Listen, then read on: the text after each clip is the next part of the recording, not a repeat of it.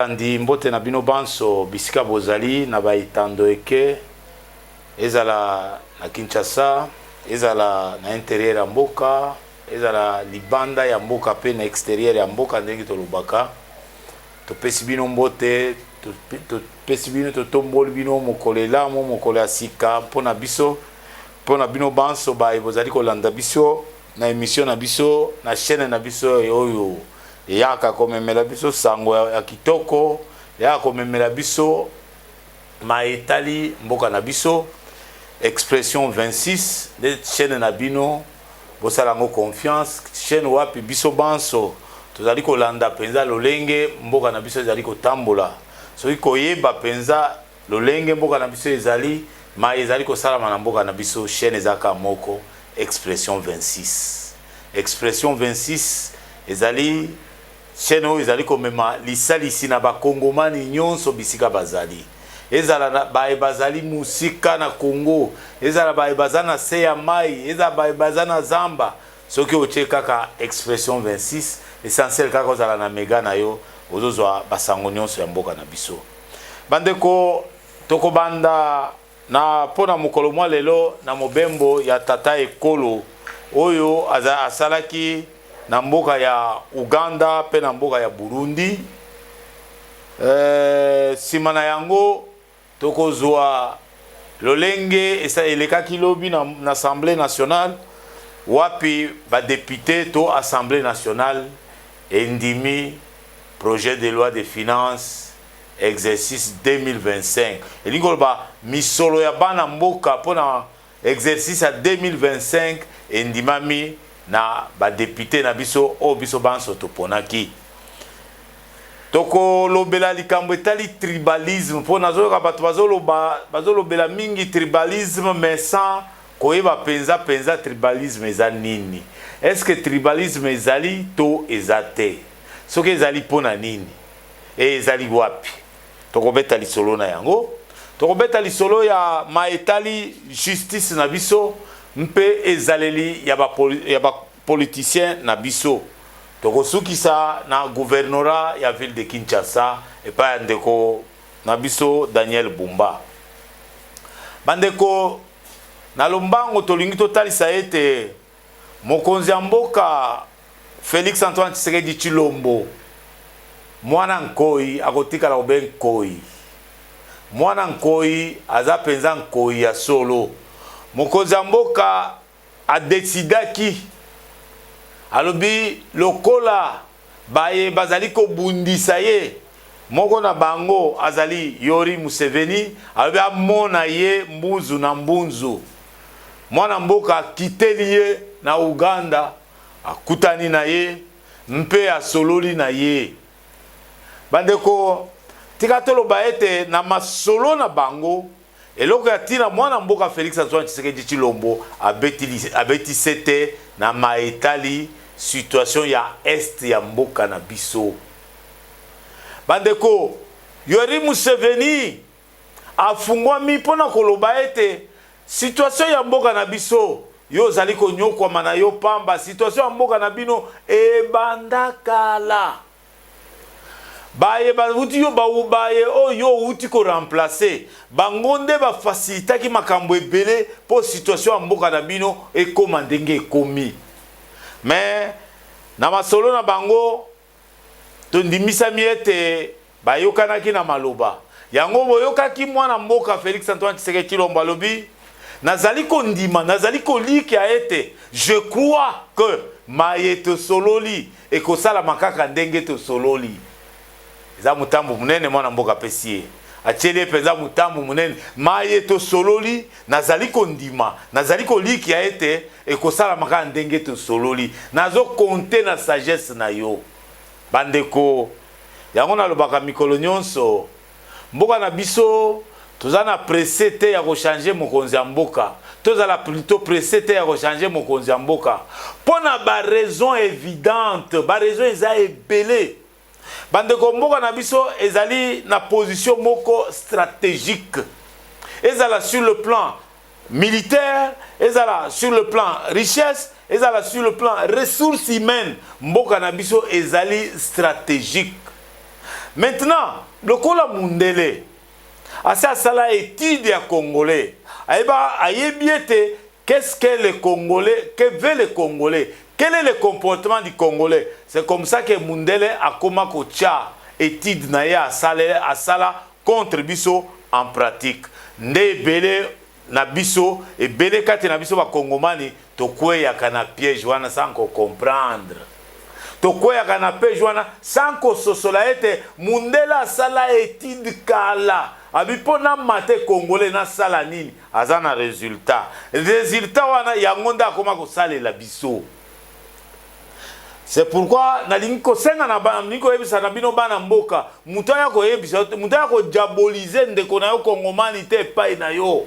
Soko moni mutaza ko lobela mabe ya ndeko na yo Congolais pai na yo mutu wana tala e bien soit aza Congolais te soit bazo sale la ye na bapaya 5 ya ye ba ke bapaya bazo sale la ye.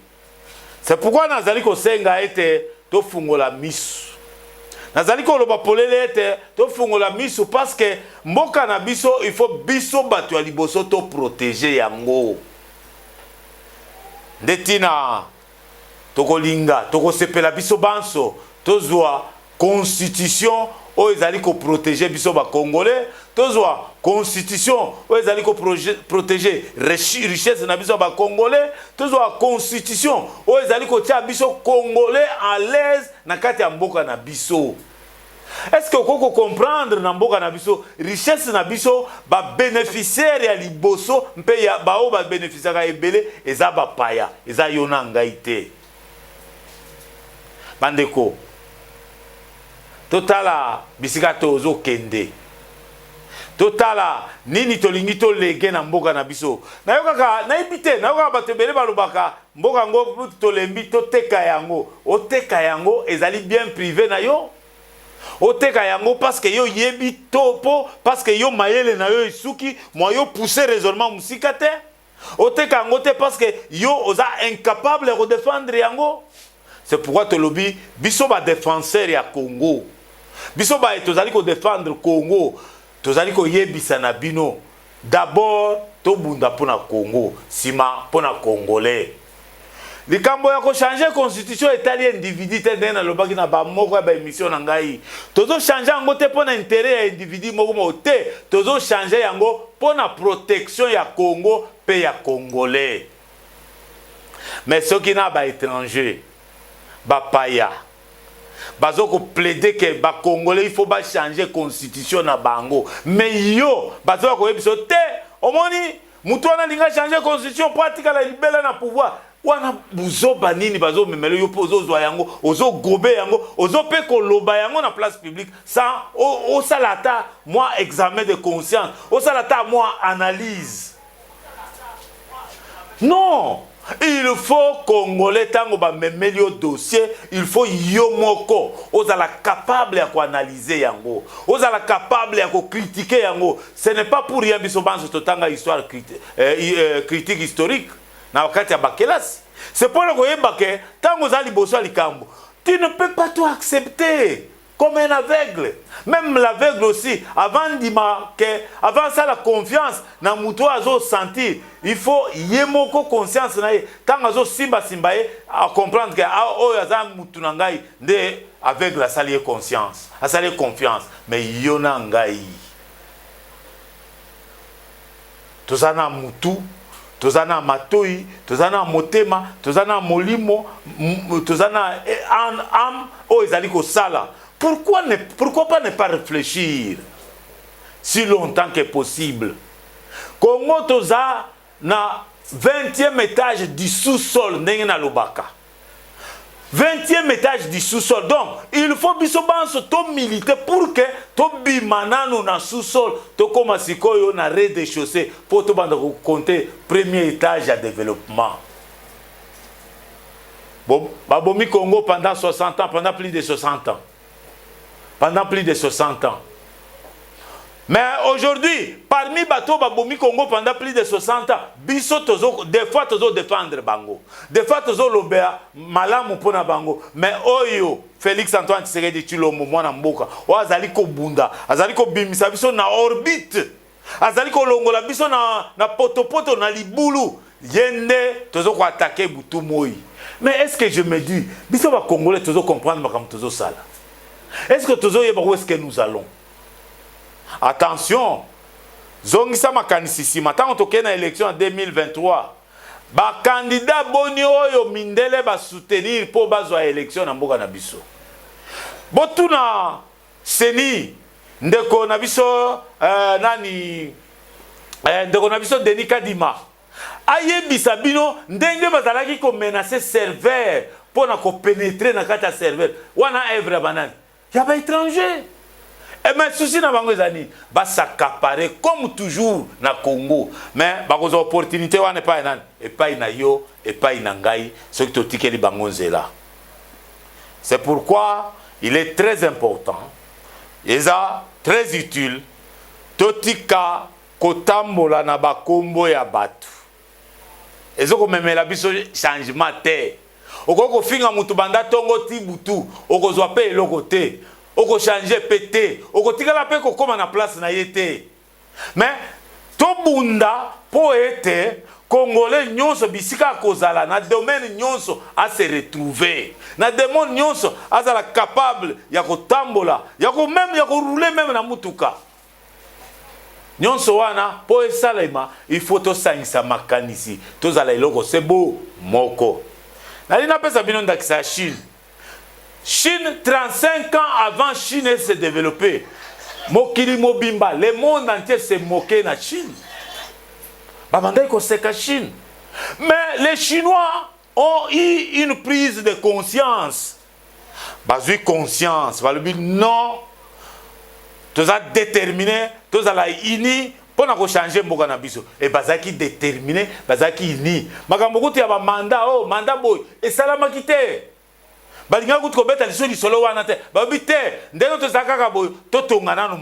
C'est là où moi je vous invite, nous les Congolais. Tobosa na makambo nanu ya ba mandat ya ba boyete.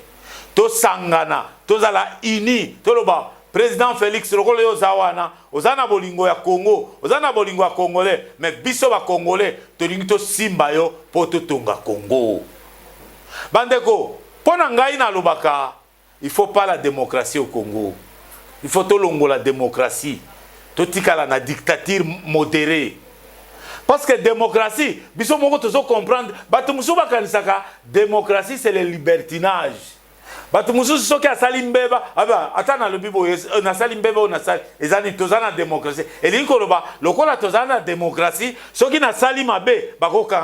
C'est une bêtise. C'est que nous devons comprendre qu'est-ce qu'est la démocratie. Yango nazo yebisa na bino bandeko. Pona ngai, oublions d'abord cette histoire de la démocratie. Totala, to se fixer ba objectif, biso banso, po to loba non, maintenant nous devons construire notre pays. Sikoyo tozo tonga mboka na biso, lokola tozo tonga mboka na biso, toza na posa eloko boy. Mundele oyo za d'accord na biso. Oyo tout le monde tout marcher ensemble, à marcher ensemble là, on va les coopter, on va aller ensemble pour développer notre pays. C'est pourquoi, très chers téléspectateurs, méfiez-vous aux Occidentaux, méfiez-vous aux Européens. Ces gens-là, ils viennent que pour leurs intérêts. C'est normal. C'est normal. C'est ça les accords internationaux. Les accords internationaux sont là pour les intérêts. C'est tout à fait normal. Tout à fait normal. Bandeko yo, bakamba mboko yo banda bambule l'équipe pendant 60 ans, les autres zoluba. Basala ki ata effort mon côté. Basala ki ata effort mon côté. Ya kotombo la Congo comme à niveau moko boye. Fait président Mobutu paix à son âme. 32 ans de règne. Ce qui est dans la bolingo ya Congo, le Congo le linga est à la paradis. Mais malheureusement,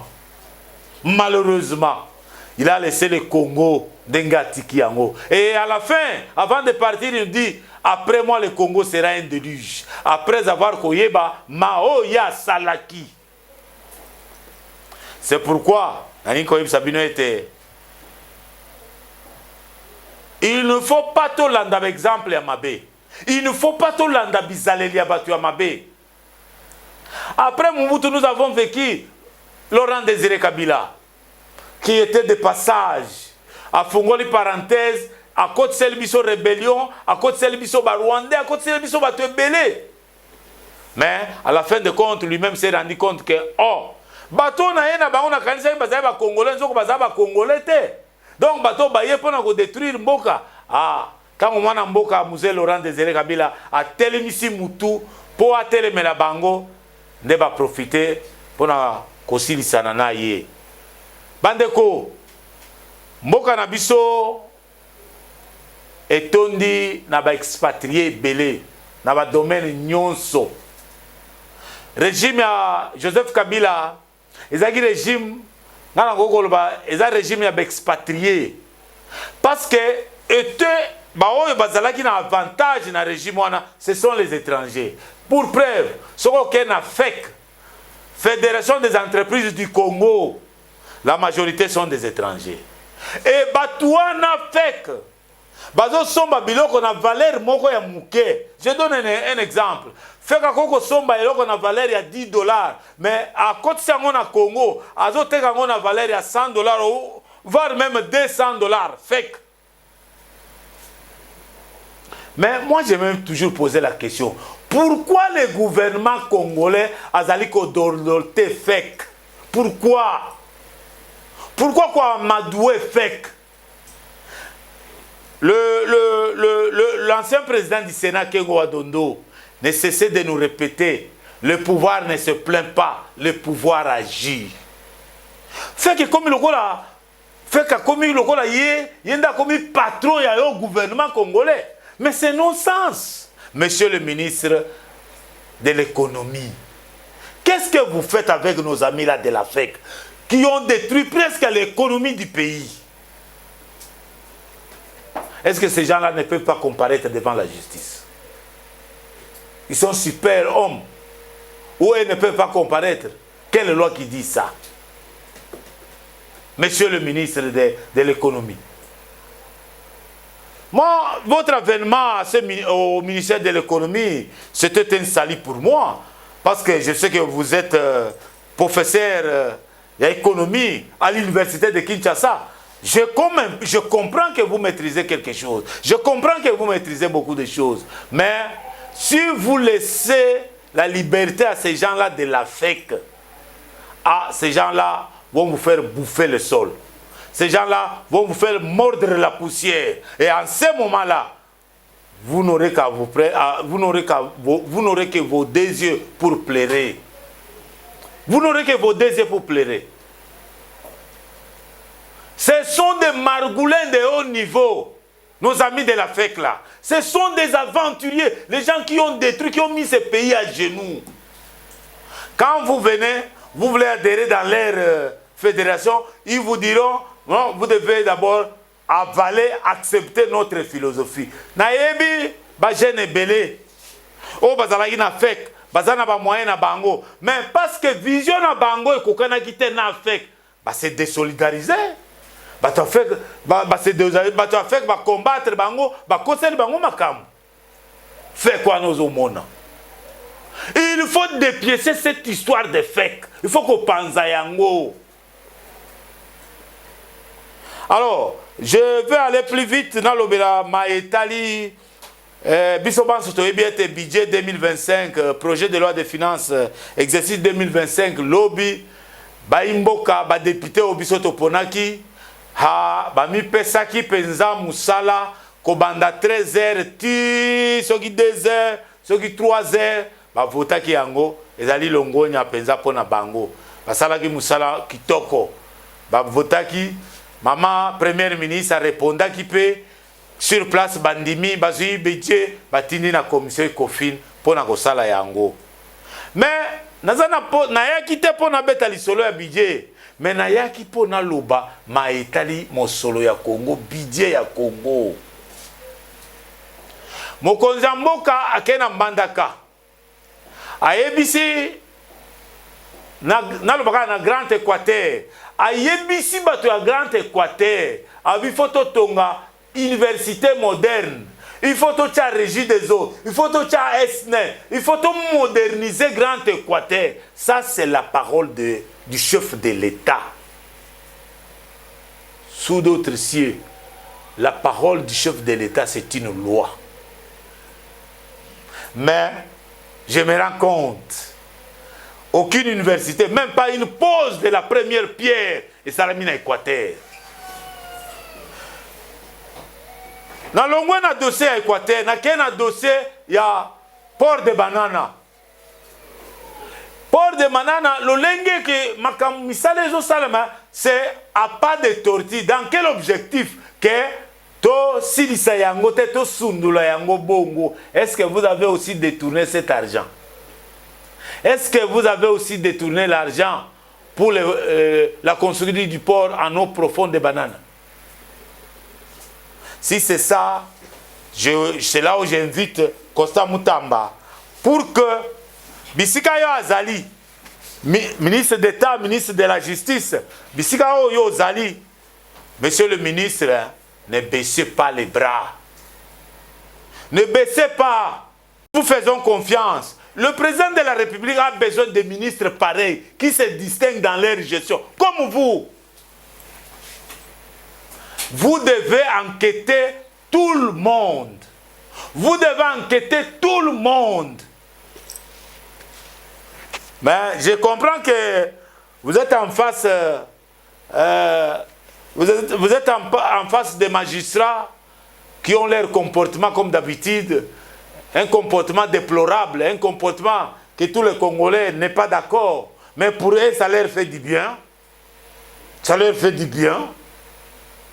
Pour eux, c'est une bonne façon de faire les choses. C'est ce que le régime de Joseph Kabila nous a légué, comme magistrat, comme politicien, comme peuple. Un peuple qui ne sait pas dire oui, qui ne sait pas dire non là où il faut dire non, qui ne sait pas dire oui là où il faut dire oui. Nous sommes quel peuple? C'est ça, peuple andéni. 207 d'esprit de vie, mitukanyo to mutakoya na mutukana e, lokwa eza mutukana e bon, na mutukana ngana zo futi sa 4000 francs. Yo pe obimisi 4000 francs pour za na mbongo au futi. Non, ça il faut dire non.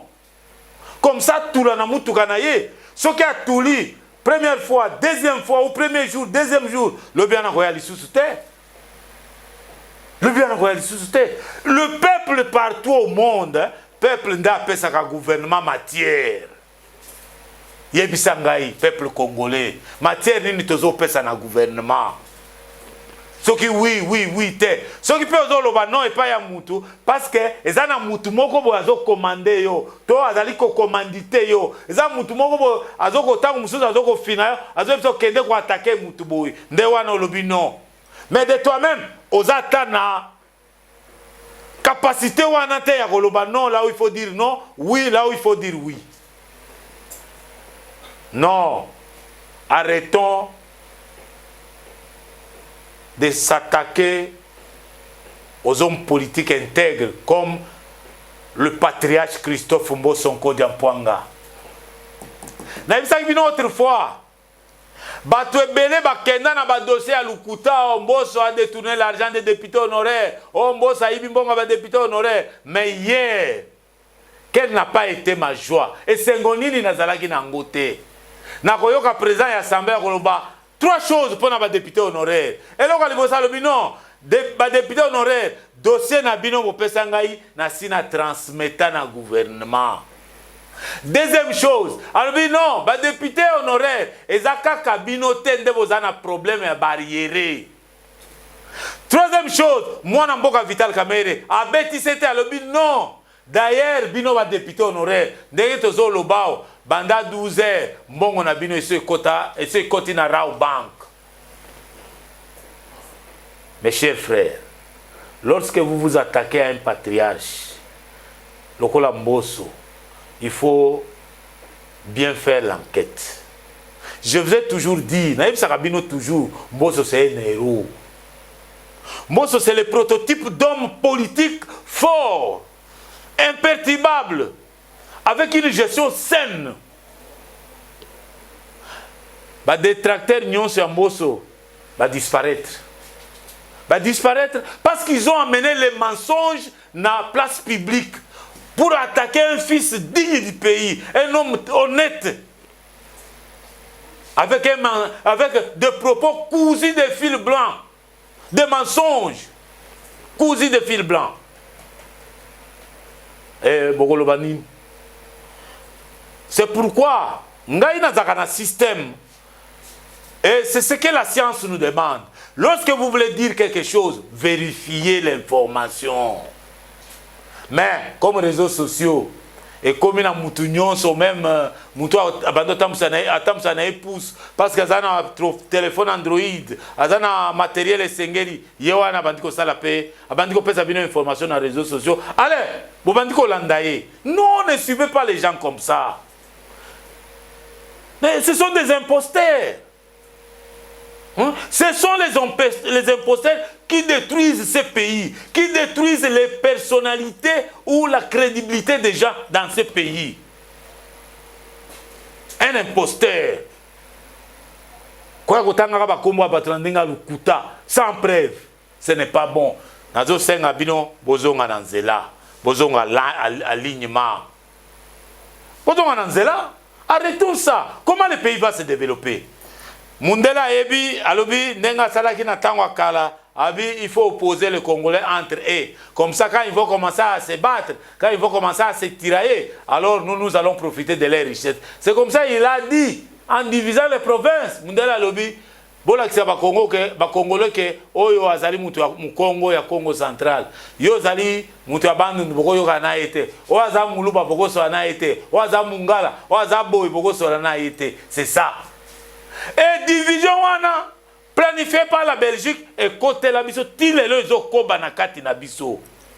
C'est pourquoi vous avez entendu Toyokaka ba grand politicien minene na mboko lokola fait Etienne Tshisekedi wa Mulumba père son âme al senga na ba kongomani nyonso alobi bobala na ba province nyonso bikolo nyonso po boko mailoko bo moko. Mobutu à son temps, Mobutu a combattu le tribalisme. Mobutu a lobby, yemoko, a lobby, na nommé, Moutou a lobby, ah, on nommé Muluba wana. Moutou a nazali Muluba. Na ebisi bango a lobby te, aza Zaïrois, aza Muluba te. Ça c'est le propos de Mobutu.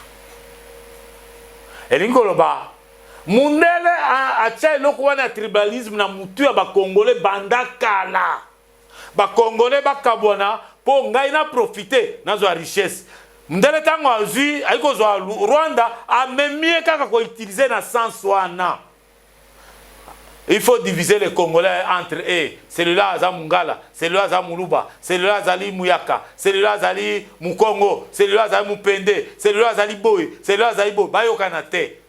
Et c'est ce que nous aussi Congolais, tozu yango to avaler même les ministres. Mes chers, na kena ministère moko, c'est une honte. Na nikolo bangote za soni, na kuti na ministère, les gens de son village, en commençant par son directeur du cabinet jusqu'au huissier, tout le monde de son village. Ministre. Et puis quel ministre? Ils soni. Nous continuons à soutenir cette corde-là de tribalisme na kati ya makanisi na biso pe na kati ya bomoto na biso. Mboka toko changer ngo ndenge nini? Toko changer mboka ndenge nini?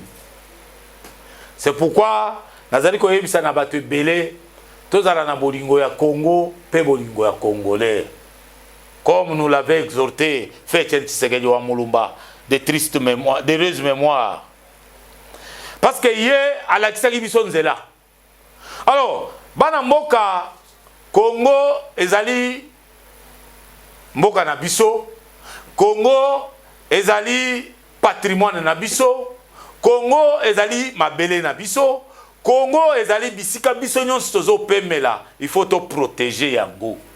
To protéger yango, to ba kocha mobeko esengeli la nouvelle constitution, la constitution purement congolaise. Donc, yo tozo boya ke tocha constitution sikate tokotala au bien. Peut-être que tu n'es pas congolais. Peut-être que tu as un parent qui est congolais, un autre qui est je ne sais de quelle nationalité. Peut-être que toi-même, aux nationalités congolaises, na tripatouillage. Au tricher, au commis, au coma congolais. Mais en réalité, tu n'es pas congolais. Laissez les Congolais tranquilles dans leur propre pays, décider de leur sort. Ce n'est pas vous. Vous vivez chez autrui.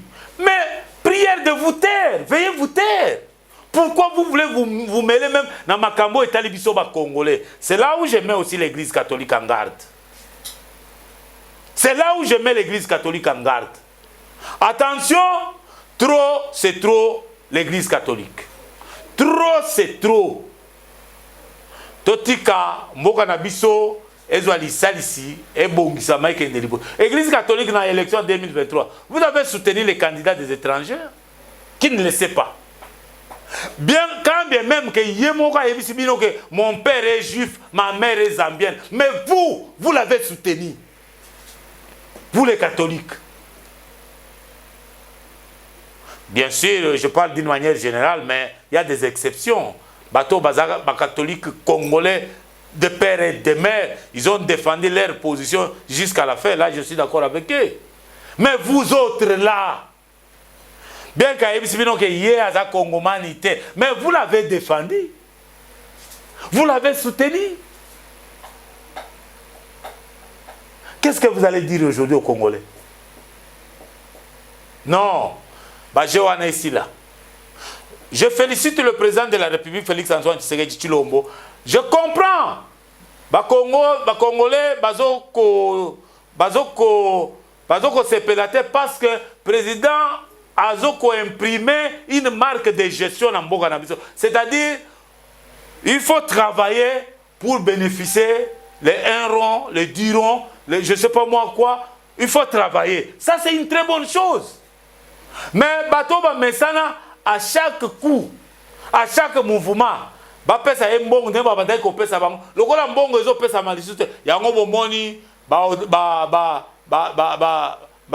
bandako ebele na Gombe na Jebe bisika ba banda au loger ba épousette na bango ba 7e 8e 9e 15e femme je ne sais pas moi 40e femme on les a délogés parce que l'argent qui volait là pour payer le loyer de leurs épousettes il n'y en a plus. Cet argent il n'y en a plus. C'est comme ça ils sont contre le président de la République. Ils veulent la facilité. Ils veulent le dédoublement. Azimbongo kuna. C'est ce que vous voulez. C'est ce que les gens veulent. Nzokande, bongo ekoko memamboka libosote. Bandeko balandi, tikatolo banabino ete tozo koma na suka ya émission na biso na tongo ya lelo. Mais tozali ko senga kaka biso banso ba congolais. Toyeba maye nini tozo sala nini bisika wapi tozo kende nini tozo loba. C'est pourquoi nazali ko bondela na ba congolais nyonso tozala makanisi moko maele moko pona ko défendre Congo pona ko défendre mboka na biso. Tozala wana te pona ko protéger un individu. Il ne faut pas protéger un voleur parce qu'il est votre frère. Non. Non. On ne protège pas un voleur parce qu'il est votre frère. Te. Soka ndekona weka za muyibi. Aza muyibi. Soka ndekona aza assassin. Aza assassin. Aza rebelle. Aza rebelle. A trahi Congo lokola Nanga, lokola Frank Diongo, lokola tout le monde là. Ce sont des traîtres. Alors, Tolongwa na été nywana ya ko protéger Batumabe. C'est comme ça que Batumabe wana bazoko balukila biso, bazoko bundisa mboka na biso po ekende liboso te. Jusqu'à quand til lelo na 21e siècle. Même bamboko to bando benga les petits pays d'Afrique, ba petits pays wana ils sont maintenant organisés, baza en voie de développement. Mais les grands pays lui est en train de descendre dans l'enfer. Lui, les grands pays là, il est en train de descendre. Au lieu de faire une montée spectaculaire, mais nous sommes en train de faire une descente malheureuse. Likolo na yo, likolo na ngai, likolo comportement na yo, likolo comportement na ngai, tolingi ko sosolate. kondimate biloko nyonso mutazo yebisa yo oyebi na babisi totambola wana masolo ya lukute ezalaka mutazo inventer lisolo kaka abi ya azalaki présent soko olandeli suka lobeo te nga pe na yokaki balobaki lukuta balobaki boy bazongisi boy totika. Merci ngai wabino mwana mboka mopanzi sango Joël Nomakwe Kombe journaliste numéro na ngai ezali 084 098 79 45 084 098 78 098 79 45 wana nde numéro na biso soki oza na posa ya tango mususu kozwa information tango mususu ko approfondir boyebi na yo ndeko toza disposer mpona kosalisana tozali disposer mpona kosalisana na souci se moko Congo na biso ekende liboso mutu moko ta intimider yo oh parce que je suis avocat parce que je suis magistrat parce que je suis cela non le Congo d'abord vos titres là après le Congo d'abord merci natondi bino merci mpe natondi bino botondi.